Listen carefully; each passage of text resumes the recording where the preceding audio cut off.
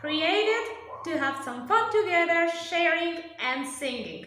So, join and enjoy. Our love for opera brings us together. Thanks for being with us in this trip. And in today's program of this new series, where we have let's say, a conversation with ChatGPT, trying to find how much this human-created artificial intelligence really knows about a given composer. We are having a conversation with it to find out how relevant is the content that it provides to us and how we guide the conversation so that can it actually provide us with more meaningful information. Of course, by telling you more meaningful information, I am already telling you that the first things that we get from ChatGPT are not the most interesting or relevant, or at least not for somebody who is involved or knows a little more about the composers and their compositions. But before we jump there, let me go back to inviting you to send us an email to operawheelofsinging@gmail.com, operawheelofsinging@gmail.com. Don't forget to indicate whether you would like to get a response to your question or comment in this program, or if you want to keep it private. If you don't indicate you want to make it public, then it will be considered by default that you want to have it private. operawheelofsinging@gmail.com, operawheelofsinging@gmail.com. Okay, going back to Maestro Giacomo Puccini. Giacomo Puccini lived or was born in 1858, information by ChatGPT, correct, and died in 1924, information correct by ChatGPT. Italian composers, and remember that I mentioned here whether I agree or disagree, or if I feel that this needs to be completed, or if it is just a platitude. I could say that the response to composer Puccini in 500 words to me is a little too vague. At least it is not populated with platitudes as it was in the previous program for Maestro Giuseppe Verdi. But in this case, there are not platitudes, but most of the information, at least for the first question of the 500 words to describe Puccini, it's a little too vague. So next information that it gives us is that he is the composer of La Bohème, Tosca, Madama Butterfly, and Turandot. Of course, most people think that if they know La Bohème, Tosca, Butterfly, and Turandot, they already know it all about Puccini, and it might be true somehow, and somehow maybe not. Why yes? Because they are in fact the most popular compositions by Maestro Puccini. You almost go to any opera house in the world and you will find that, if not Turandot, because we explained in the program in the previous season in the Parlons d'Eau, when we talked about Turandot, we explained why it is not that often represented, but except for Turandot, for sure, if you go to any opera house in the world any year, you will find that either La Bohème, Tosca, or Butterfly is part of their season, and if not, more than one of those. So you're playing safe if you already know Bohème, Tosca, and Butterfly for learning about Puccini, and if for Turandot you already know the Nessun dorma, nessun dorma, Toporia principessa. Because most people think of Nessun Dorma as the only piece that is worth in Turandot, while I explained that in that program. From my perspective, Liu is the most relevant role in that opera. But we will go back to that as we will speak of the female heroes, the heroines by Maestro Puccini. We'll get there. Now, it is important to mention that he was born in Lucca, in La Toscana, in Tuscany, in Italy, of course. And Puccini, one could notice the talent of the early Puccini, and that's the reason why he was sent to study to the Milan Conservatory, of course, one of the most well-known, with the most prestigious conservatories in Europe. That's where Maestro Puccini started. Then the GPT tells us a little about his early works.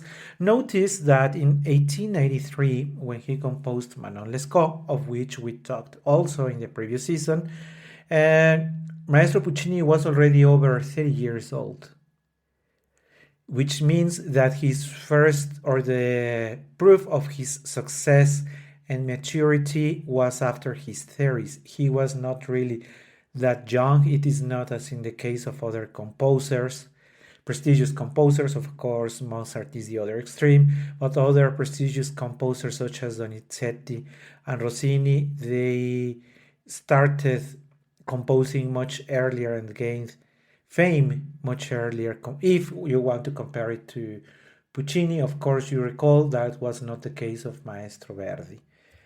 Well, so ChatGPT tells us about Manon Lescaut, and 3 years later, La Bohème. La Bohème, as it was in the case of Verdi, same case, La Traviata was for Maestro Verdi, La Bohème is for Maestro Puccini, the composition that helped building his reputation in 1898. Of course, the plot of La Bohème. We are not going to talk about it. Then in the 1900s, Tosca. If you compare the beauty and the characters in La Bohème, no one could expect that Maestro Puccini would compose something with the level of violence that Tosca is about. Tosca is violence and political, a very political plot from beginning to the end. That's the next one, Tosca. Then, 4 years later, he moved for Madama Butterfly, 1904. You know, of course, the story of our lovely geisha, Cho-Cho-san. We will talk a little more about these operas a little later, and then the final of the major milestones of Maestro Puccini, 1926, Turandot, taking place in it is said to happen in ancient China, but it is more like a fairy tale. So let's say in the ancient China, in a probably fairy tale, rather than anything that could be taken from actual life.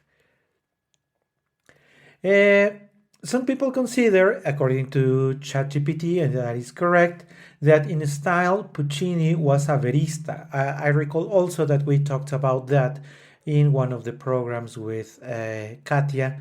We talked about how difficult it is to sing Puccini. Puccini has usually a heavy, rich orchestration with loud volumes and demanding singing for the tenor, the soprano mostly.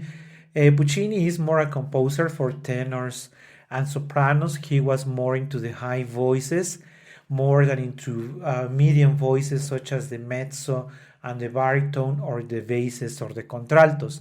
Not that he didn't write for them, but he was not as generous with those tesituras as it was the case of Maestro Verdi. So most of the most remembered duets and arias are for the high voices of the tenor and the soprano. There is a comment here from ChatGPT that says that some people felt that his works were way too sentimental. And I recall a couple of friends, couple of singers who also mentioned that they didn't like the lines, the melodies by Puccini, because they felt overwhelmed by the sentimentalism. They felt that Puccini maybe did way too much, that he exceeded the beauty of singing, and with too many lines of sentimentalism, the roles are a little too much. ChatGPT rescues those comments as well, but also completes that comment saying that this emotional potency is precisely what makes his operas so compelling. Some people even say that Puccini's works are cheesy. And more than once I have also felt like that. Puccini's ability to tug at the heartstrings combined with his unrivaled melodic gift has made his works staples of the operatic canon. Outside opera, Puccini's life was marked by personal dramas and health issues. His relationships were often the subject of gossip, and his later years were overshadowed by a diagnosis of throat cancer, which eventually led to his death. Still, I would say still very young because Maestro Puccini was not really that old when he passed away, victim of cancer.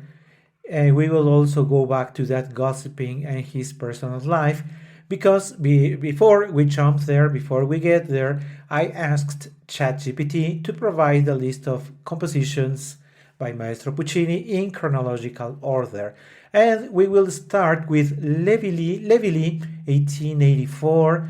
Truth is, it is a one-act piece. It is a very beautiful piece, by the way. Not very well known. Not many people know about it. But if you are lucky enough to know this one-act creation by Maestro Puccini and you are familiar with the role of Anna, then you know the melody, the main aria for her that is called Se come voi piccina io fossi, vaghi fior sempre sempre, vicina potrei stare al mio amor. This aria, this is the only aria rescued from Le so but many famous sopranos have sung that or included them in their CDs. At least I am talking about singers like Tebaldi, maybe like Mirella Freni, maybe like Renata Scotto, three of the greatest Italian sopranos. And of course, we can mention Montserrat Caballé. But the reason I am mentioning or stopping a little in Le Villi and this aria by Anna, Se come voi piccina io fossi, it's because one can somehow feel that Mimi, the hero in La Boheme, is giving us a hint that she will eventually appear later in the creations of Maestro Puccini. Se come voi piccina io fossi. Somehow that line of melody remembers or gives us a hint of si mi chiamano Mimì, ma il mio nome Lucia. Allor dirli vorrei, io penso sempre a te, ripeterli potrei, non ti scordar di me. At the most beautiful part of her aria, Anna says, non ti scordar di me, non ti scordar di me. And unfortunately, that's the only melody that is that we can remember as we talk from Le Villi. And then there comes another opera that unfortunately doesn't get any more success than that. It is an opera in 4 acts called Edgar. Edgar is 1889. Unfortunately, again, Maestro Puccini is not fortunate enough to be recalled by that opera either. In fact, I could tell you that maybe 9 out of 10 people wouldn't be able to name any aria or duet from that opera. At this point, I don't even recall any tenor or soprano bringing any piece of Edgar to their concerts. So it is almost as if Edgar had never been written.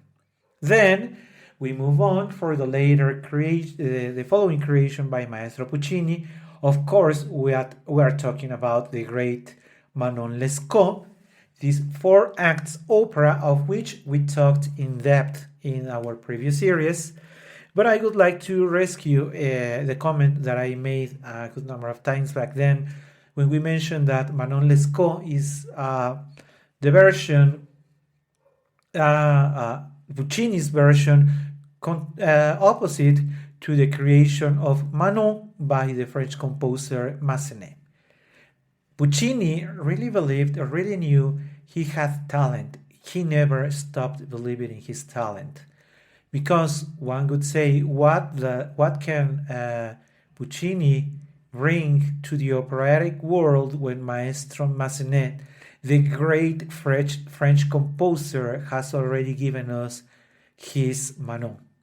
Well, Puccini stood up and said, for you, this is my Manon Lescaut. Manon Lescaut, as we mentioned back in those programs, Manon Lescaut, in one hand, has what I called back then the most Wagnerian duet, the tu amore tu immenso amore tarara, tu non m'ami dunque più, t'amavi tanto. And this very long duet, very more than 10 minutes of singing, of continuous flow of melody, either sung by the soprano or the tenor, is a real tour de force. Of course, we have the other arias by the tenor, and we have the arias by Manon herself. So Manon Lescaut, I think that it is unfairly put aside when compared to the other major three, La Bohème, Tosca, and Butterfly. No, I am not saying that La Bohème, Tosca, and Butterfly are not great creations, but what I am saying is that there should be enough room for Manon Lescaut. But as we mentioned back then, Manon Lescaut demands a very good tenor with easiness for the high notes, with a voice full of stamina so that he can endure the 4 acts. And something similar can be said about Manon Lescaut, maybe not as powerful as Tosca, but of course with much more stamina than Mimi in La Bohème. So not a very easy opera for either of the two main singers. Maybe that would explain why Manon Lescaut is not that often on stage. And now it is the time to talk about the most well-known operas by Maestro Puccini. Of course, we are talking about La Bohème, and I think that La Bohème is in the top 3 most represented operas throughout the world. Of course, everybody knows the first act, which starts with the arias, the presentation arias. First, the presentation aria by Rodolfo, where he describes us that he's actually a poet. In povertà mia lieta, ecco la gran signore, rimerini d'amore, per sogno e per chimere. And as he's moving ahead with his aria, explaining os l'anima umile un'aria, dolor del mio forziere. Now that I remember, now that I recall, and there is a program that I had with Katia. Katia and I talked a lot enough about Mimi's aria and Rodolfo's aria. This introduction by the poet Rodolfo, a poor guy, and the poor Mimi, who happens to be very sick, who will end up dying, if not in the arms of Rodolfo, dies between all her friends. The Bohemians, and that's what gives name to this opera, a bunch of people who are so very poor that cannot even rescue Mimi, because Mimi dies because she's sick, but Mimi also dies because she's poor, and all of them are poor. Only art and maybe their youth is what gives them the power to move ahead, but Mimi is condemned to dying from the very first act. And people love the very first act because it carries the most well-known arias. I just mentioned the aria by Rodolfo, telling us he is a poet, but then comes Mimi telling us sì, mi chiamano Mimi, ma il mio nome Lucia. I just mentioned that one can think that Mimi is present already in Le Villi, the first composition by Maestro Puccini in the role of Anna. One can feel that one can hear Mimi already. A very pretty simple young lady that explains us la storia mia è breve, a te la guazzetta ricamo in casa e fuori. Son tranquilla e lieta ed al mio svago farcigliero se mi piacciono quelle cose che al nome poesia. Y justamente cuando ella dice, when she says that she loves those things that people call poetry, is what unites to the poet Rodolfo. One makes the compositions, he is the poet, and the other reads. Mimi loves reading poetry. That's what ends up uniting them. And then there comes also a very famous duet. O suave fanciulla, o dolce viso, si mi te circon fosso al lunar, in terra viso. And as he has already explained to his friends that he will go with them to Café Momieux, he is coming, but he's coming with a person they don't know yet. They will end up that duet. Sometimes it is written for the soprano, the high C is written for the soprano, but usually the tenor also goes for the high C. As they disappear, they leave stage, and they repeat 3 times amor. They go like amor, amor, amor.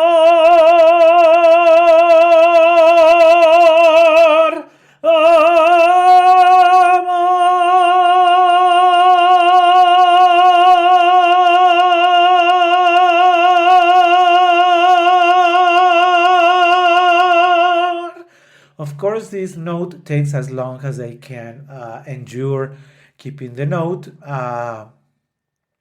They may last 1 couple of seconds, maybe more than 8.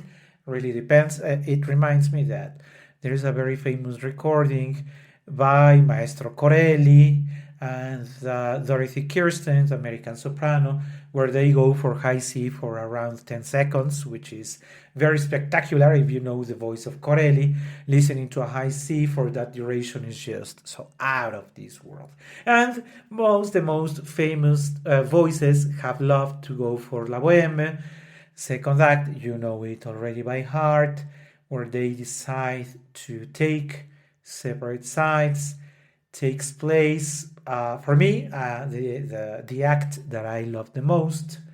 And there comes the final act where Mimi actually dies. Where Rodolfo will see their his friends, going to rapidly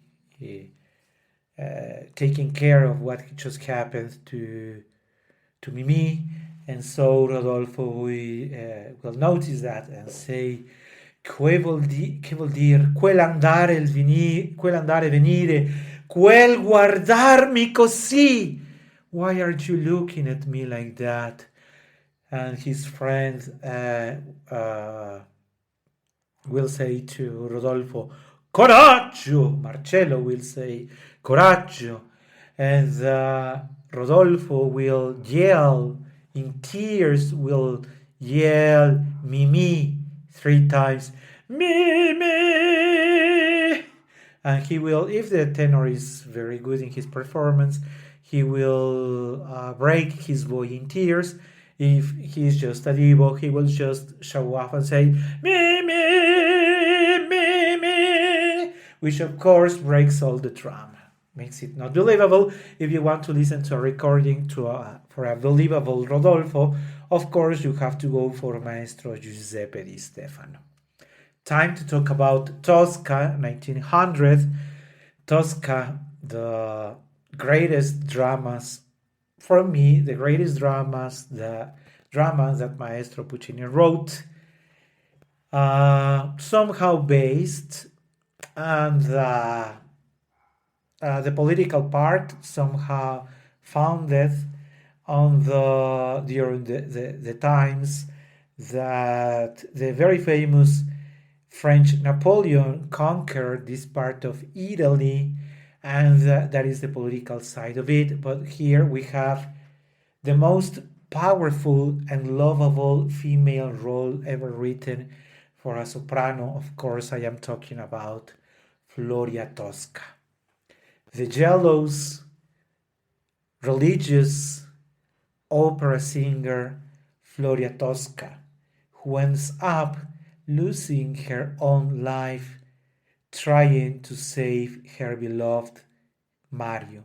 Mario Cavaradossi, the painter who is also taken in the middle of the political fights of those times, is paying with his life. And if you notice, there is way too many deaths in this opera. The political party, Angelotti, the guy Cavaradossi is supporting, is killed. Cavaradossi is killed. Scarpia is killed.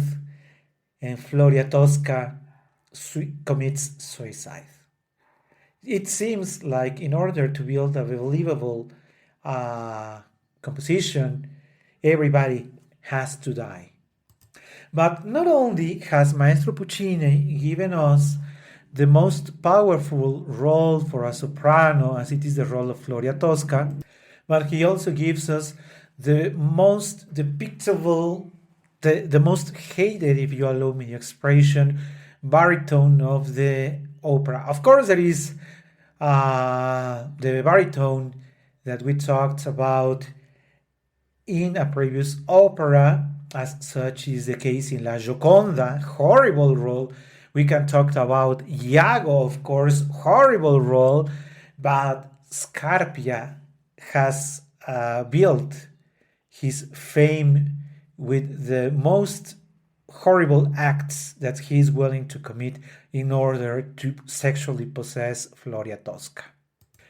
Tres birri, una carrozza, presto, seguila dovunque vada, provvisto, Palazzo Farnese. He has decided that everything will happen at his bureau at Palazzo Farnese. This will happen in the second act, a second act so full of violence. For me, not only Tosca is the most violent opera ever written in all times, but the second act itself is so full of violence because the torture is not only taking place for Cavaradossi, who at the beginning shouts, "Vis fido, vis fido, I defy you, vis fido, vis fido." Also, when Mario Cavaradossi challenges Scarpia, when he learns that the party that is supporting Scarpia is now escaping from the chases of the forces of Napoleon. L'alba vindice par, che fa l'empie tremar, da da da da da da da da da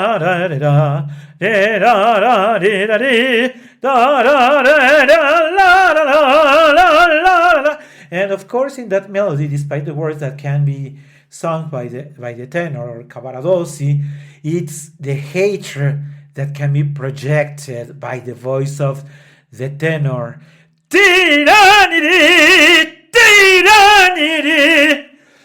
Povera Tosca, she will suffer for this act of bravery, of brave by Mario Cavaradossi. She will end up deciding to kill Scarpia in a scene of death where Scarpia has thrown, is attacking, he's ready to actually possess Floria Tosca, finalmente mia! And he will get in response the Floria Tosca, who is ready to defend till the end, and has taken a knife and now has attacked Scarpia, bringing him to his death. Ecco il bacio di Tosca, she will yell in return, and Scarpia, feeling that his life is escaping from his fingers, he will start looking for help. Soccorso! Mario! Aiuto! Mario! And Tosca, in return, will laugh at him. My assai torturata, odito ancora, son Tosca, oh Scarpia.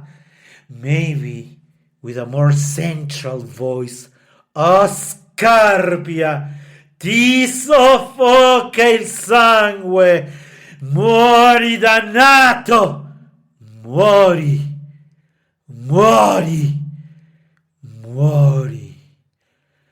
È morto, or li perdono. And then Maestro Puccini decides that the best way to wrap up that killing is not with a high note, it's not a crescendo, it's just music. Music that will accompany Floria as she leaves the bureau of Scarpia. You already know that Tosca will end up her life also as the body of Scarpia has been discovered. Cavaradossi has died already, so she has no more reasons to keep herself alive. So she will jump from the castle as she yells, "O Scarpia, avante addio!" And then the music by Puccini, summarizing somehow the drama that we have witnessed. This is such a masterpiece by Maestro Puccini. And then he will bring to us the third of his beloved roles, the Japanese girl Cho-Cho-san, our much beloved Cho-Cho-san in Madama Butterfly, set in Japan. Of course, the most well-known melody for Cho-Cho-san, the Un bel di vedremo. Io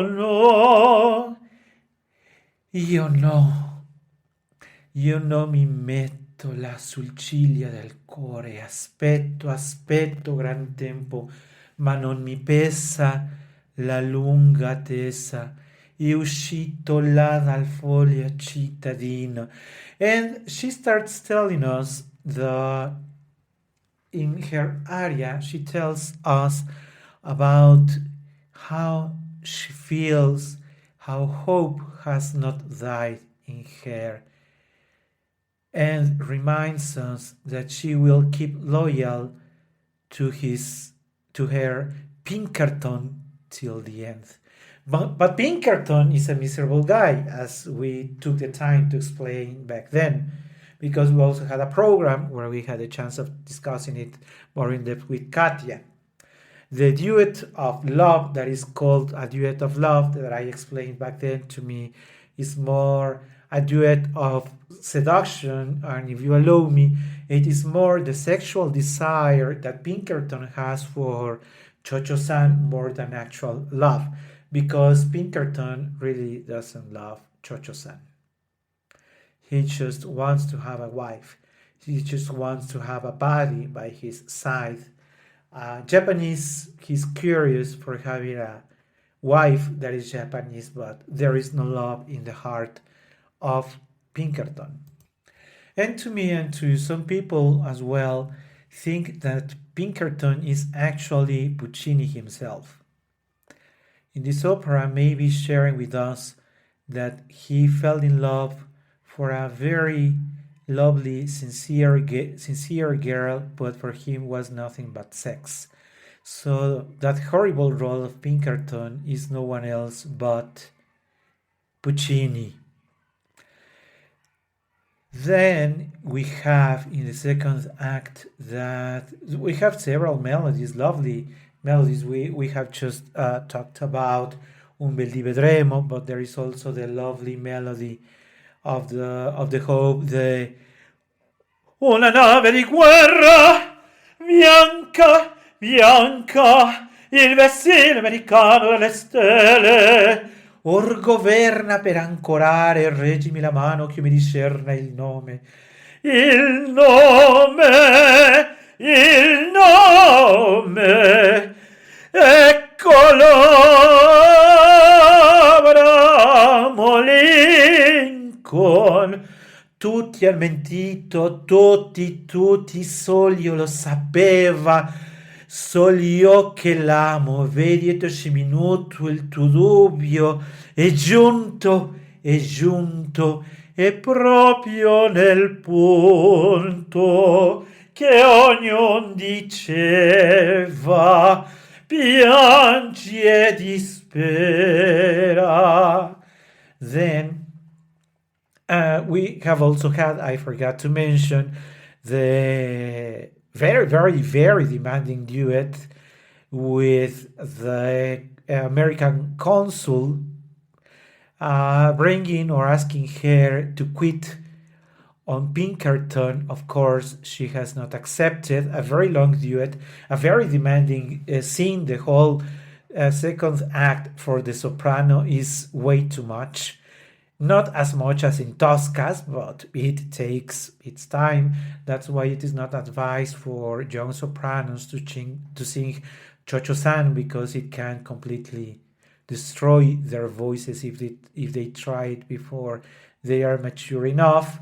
And after that, we will have also the lovely duet with Suzuki.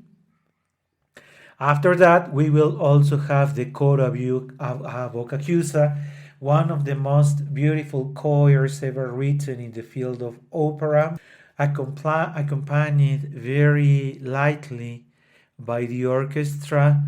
Dun dun dun dun dun dun dun dun dun dun dun dun dun dun. Dun,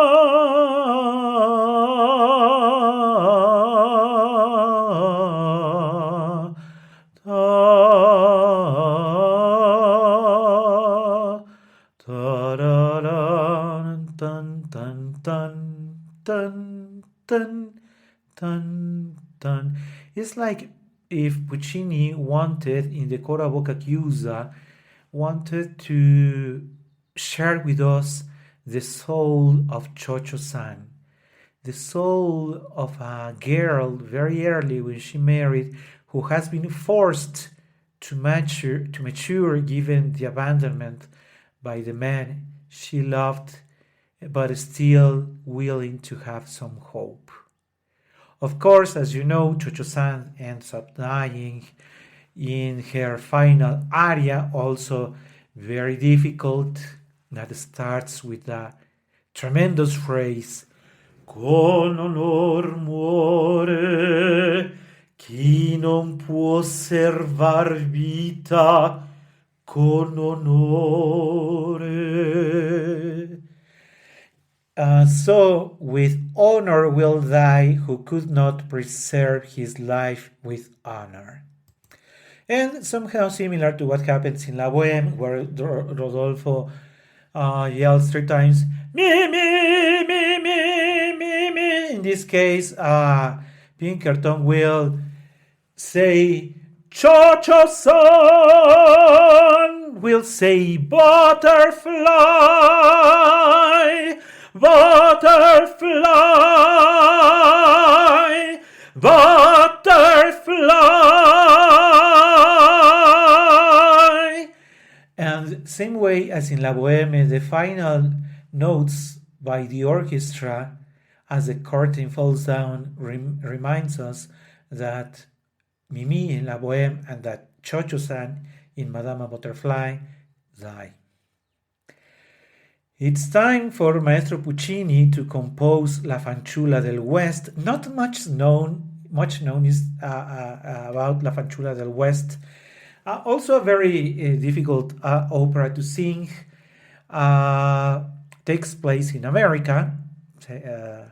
This is not the first time that Puccini makes reference to America. He did it in Manon Lescaut. You know that she is brought to America to die, but La Fanciulla del West actually takes place in America. Tre assi e un paio. If you recall that scene with Renata Tebaldi, the very great Renata Tebaldi live, that recording Tre assi e un paio, that confrontation scene by Maestra Renata Tebaldi. And it's time to talk a little more now. We are approaching the end of the career of Maestro Puccini. He wrote La Rondine, translated into English into the Bird, The Swallow, 1917, a 3-act opera. Not much drama in this La Rondine. Also, hardly ever you can see it on stage.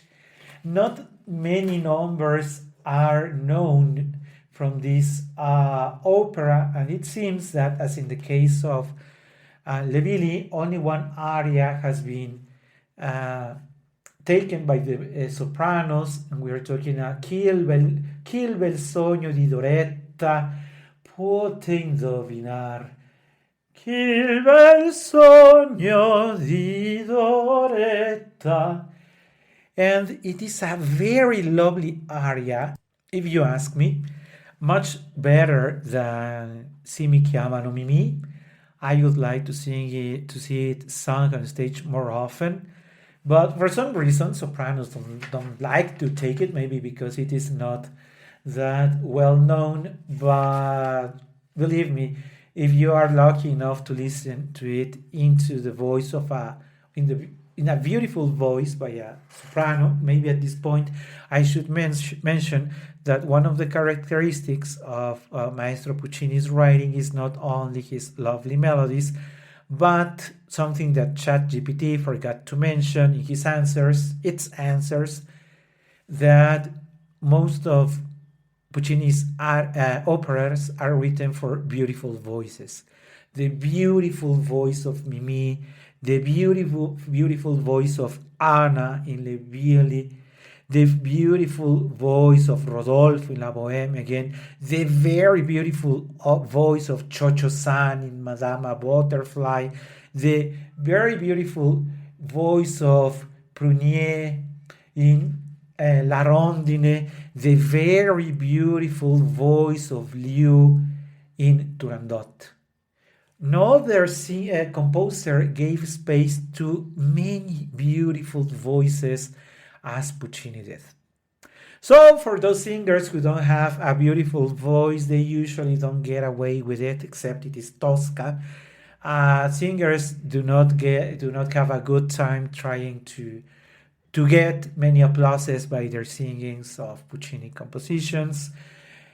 And after La Rondine comes something very interesting that is called Il Trittico, because they are a set of three operas, 1918, Il Tabarro, tremendous dark drama, the cloak in English. Suor Angelica, a tragic story in a convent, beautiful, beautiful role of Suor Angelica. Of Suor Angelica, the only piece that has remained is the Senza Mama. Senza mamma, bimbo, tu sei morto. Le tue labbra senza I baci miei scoloriron fredde, fredde, chiudesti, o bimbo, gli occhi belli.